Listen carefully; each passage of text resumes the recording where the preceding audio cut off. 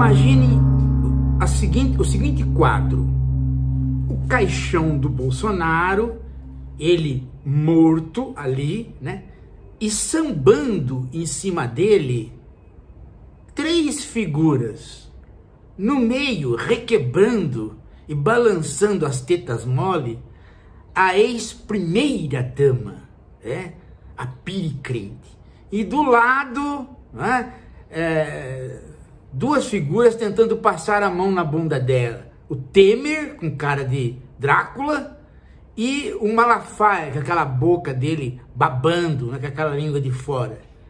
Já imaginaram este quadro? Não é uma coisa assim que você sente até o cheiro do enxofre num quadro desse, que é uma coisa demoníaca, né? Mas é exatamente esta imagem que representa hoje a direita. Sim, porque o Bolsonaro está morto politicamente. Ele está inelegível. Mas mesmo elegível, as pesquisas mostram que ele perderia para o Lula. E todos os outros candidatos da direita também. Então ele está morto ali, mas a direita não tem outra coisa que fazer senão ficar em cima do caixão dele. E dividida entre duas figuras que não são candidatos a nada, mas que querem usufruir de algum poder. De um lado, Malafaia apoiando a piricrente. De outro lado, o Temer, que está tentando formar uma frente de governadores, obviamente uma frente só no modo de falar, porque ele quer mesmo é que essa frente desemboque na candidatura do Tarcísio. Então, o caricaturista, o cartunista que quiser fazer a imagem da direita hoje, a sugestão é essa, né? Em cima do caixão, essas figuras sambando. Interessante é esta articulação. Quer dizer, Temer, Michel Temer, ainda na política, ainda querendo comandar alguma coisa, ainda, né, tentando se fazer de uma figura impoluta, que articula. Isso é uma piada de mau gosto. Piada de mau gosto.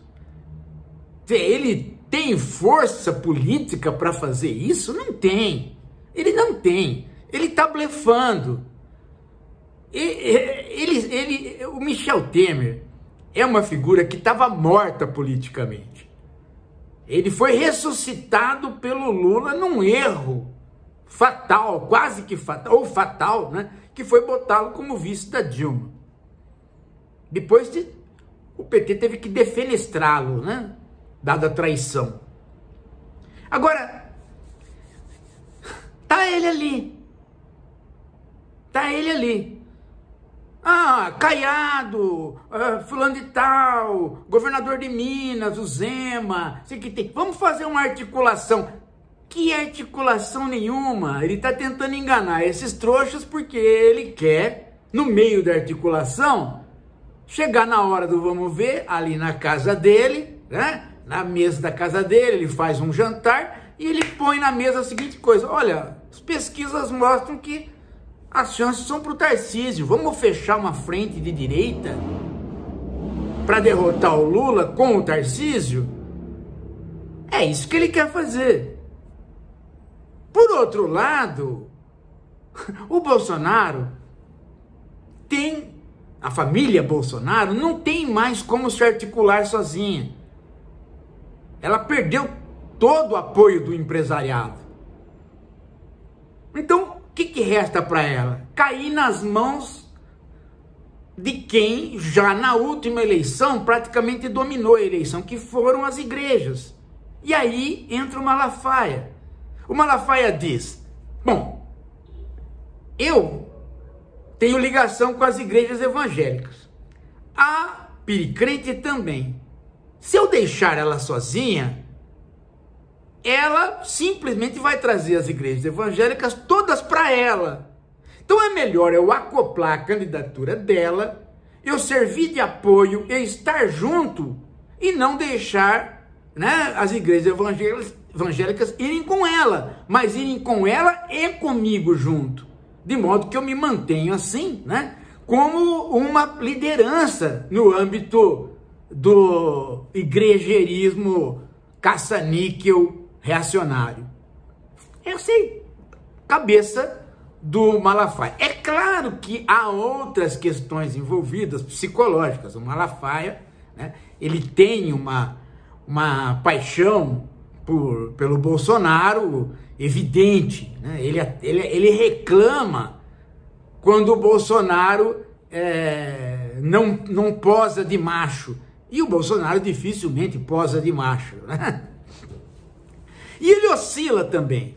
Em alguns momentos ele tem desejos pelo macho do Bolsonaro, que é o Alexandre de Moraes.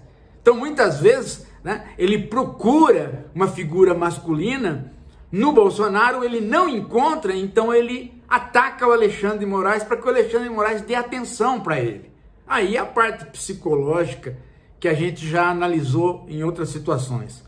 Mas do ponto de vista político, Malafaia está correndo atrás da piricrente, no sentido de que eu não vou deixar ela chegar sozinha na presidência, ou na vice, ou no Senado. Eu vou colar nela porque o bolsonarismo está colado ainda nas igrejas evangélicas e agora talvez esteja colado só no restolho das igrejas evangélicas. Malafaia está contando os dias de desaparecimento do Macedo, da Universal. Ele acha que com a morte do Macedo, se o Macedo morrer, ele acha que a Igreja Universal vai se diluir. E que ele, tendo a piricrente na mão, ele consegue arrebanhar uma parte desses fiéis contribuintes para o campo dele. Então ele está costurando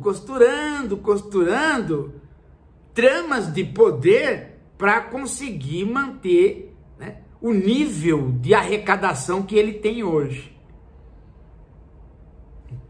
Do outro lado está o Tarcísio, que quer e não quer, não sabe se vai ou não vai, não tem coragem para se colocar candidato, mas o Temer já garantiu para o próprio Tarcísio, já enganou o Tarcísio, dizendo para o Tarcísio, olha, deixa que eu articulo,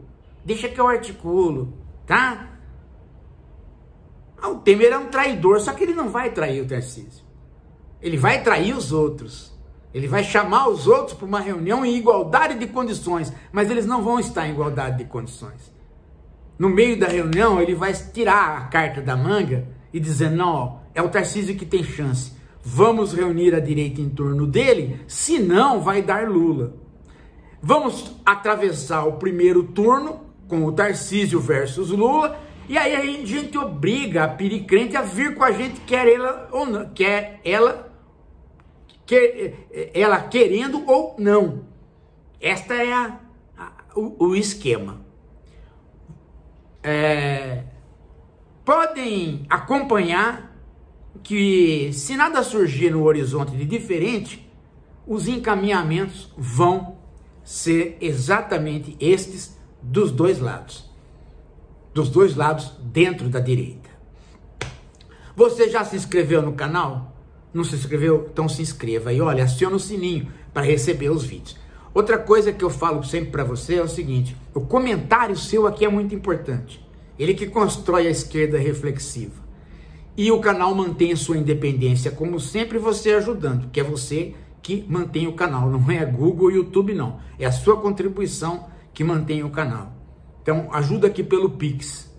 Qualquer quantia sempre ajuda. E nós vamos precisar do canal, gente. Já estamos quase em 2026, hein? Para as eleições. Daqui a pouco a gente volta.